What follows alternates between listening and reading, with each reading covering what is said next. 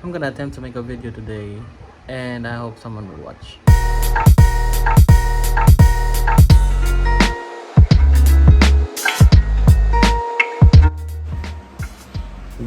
So it's been a while since I made a video about vlogging or books about quarantine, I guess.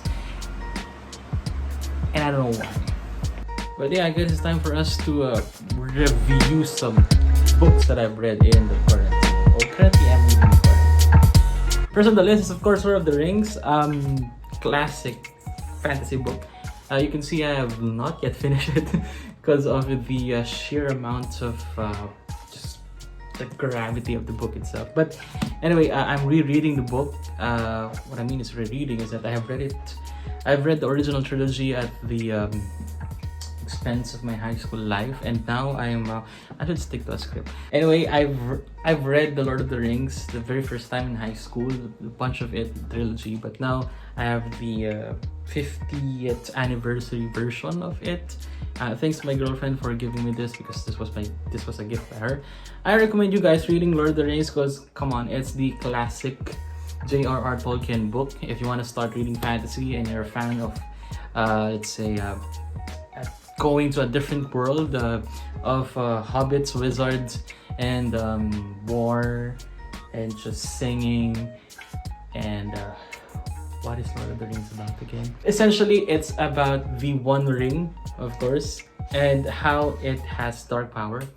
And of course, in ancient times, there were 11 rings that were created by different races of elves, men, dwarves, and what you call this?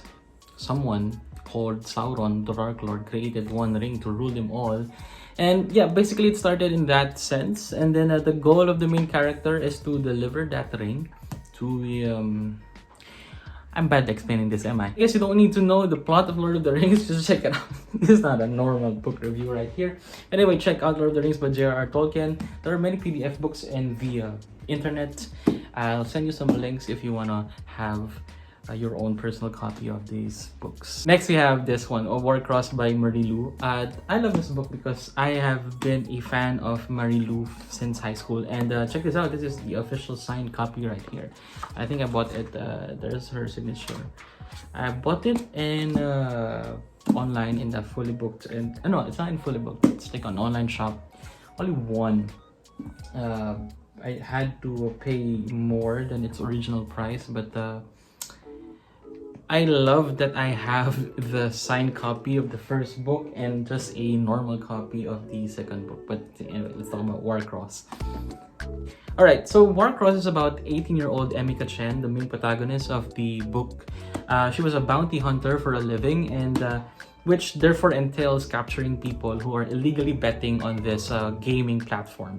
So Warcross is the biggest game in the world wherein people get to socialize with other people as well, and have ranks and have points, and basically access a virtual reality or a world where they get to be who they want to be because well, they create their own character, etc. So being a bounty hunter, she has a lot of competitors, so she had to think of a way to advance herself and basically be the best bounty hunter out there. So there was a main tournament in Tokyo, Japan, wherein it's like watched by millions of people, and she tries to hack that system. And when she hacked the game to find, for example, test her hacking skills, she was basically glitching in the game, and she was found out. And instead of being arrested, she was contacted by the Henka Games, which is the creator of Warcross, and by the creator himself, Hideo. And instead of arresting her, they used her, or when they called her to be a wild card for the next tournament. And basically, the rise of her stardom from a nobody, from a person who is alone, or from a person who is struggling in life, she became the talk of the town, the biggest news there is in this, of course, much awaited tournament of Warcross. And as she was cast as a new member of the team of the competitors of the next tournament. She finds out the secret to whatever is happening within the politics of Warcross.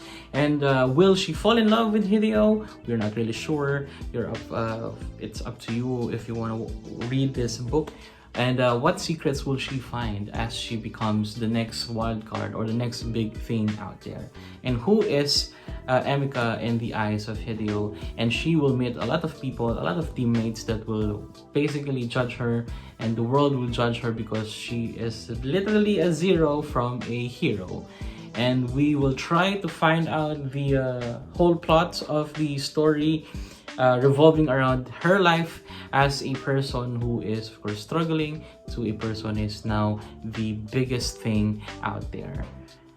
The sequel, of course, is Wildcard. Judging by the title itself, you might know what will happen in this. It's a good duology by Marilu, and I recommend you go check them out. And if you are a sci-fi person, or a person who wants to start reading Marilu, I recommend you reading this first. It's a very light read, and yeah, these books I recommend 8.5 out of 10.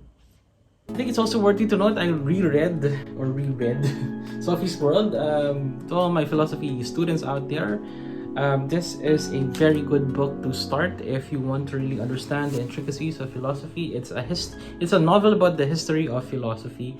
It revolves around the life of Sophie, who is the main protagonist, who is mysteriously approached by a person per se, who tries to talk to her through letters. And basically she finds out what philosophy is, what's the history of philosophy, how philosophy shapes the world, and how can she use philosophy in shaping her own world, being a 14-year-old high school student. Very great book by Jostein Gaarder. If you love philosophy, just like I love philosophy so much, I recommend you checking out this book, available in online shops out there. Next is 1Q84. I can't really explain this book with a video like this. I think it deserves to have a separate video. But I will try to explain it in the easiest way possible I could explain it. So 1Q84 is about two main characters, and basically their worlds will intertwine kinda literally. And it's entitled 1Q84 because it's kind of like an homage to George Orwell's 1984, but of course the Q is the 9 is changed to Q. So it's a love story, it's a mystery, a fantasy, a novel of self-discovery, as it says, and it's going to be revolving around the lives of these two main characters. So it's a two-person POV type of book. So basically, the main character is named Ayomame, which is a very weird name for that matter, and Tengo, who is also another main protagonist.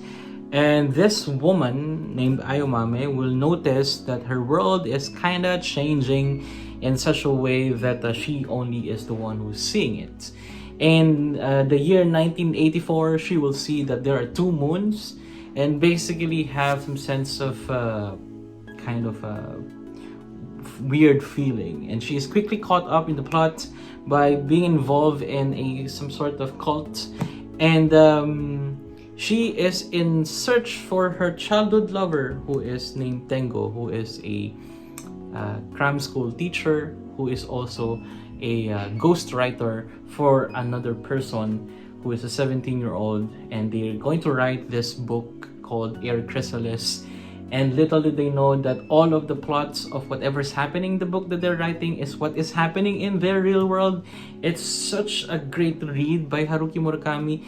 I mean, it's, you expect Haruki Murakami as a person who employs all magical realism out there, and just a ton of metaphors and allegories to the real world. And basically, it's a 1,000-page book, almost 1,200 pages.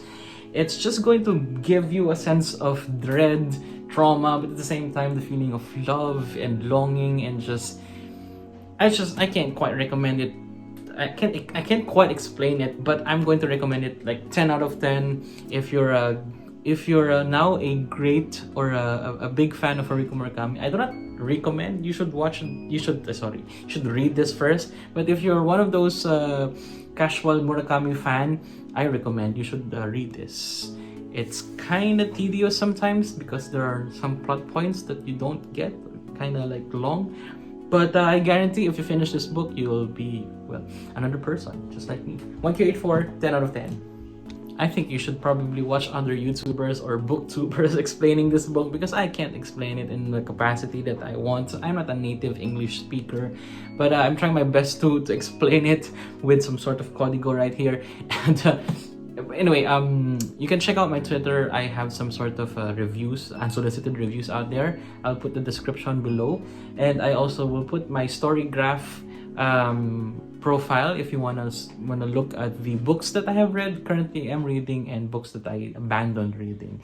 I recommend Storygraph better than Goodreads, and yeah, just we'll follow each other there if you have Storygraph. If you haven't yet, you can download it and follow me there.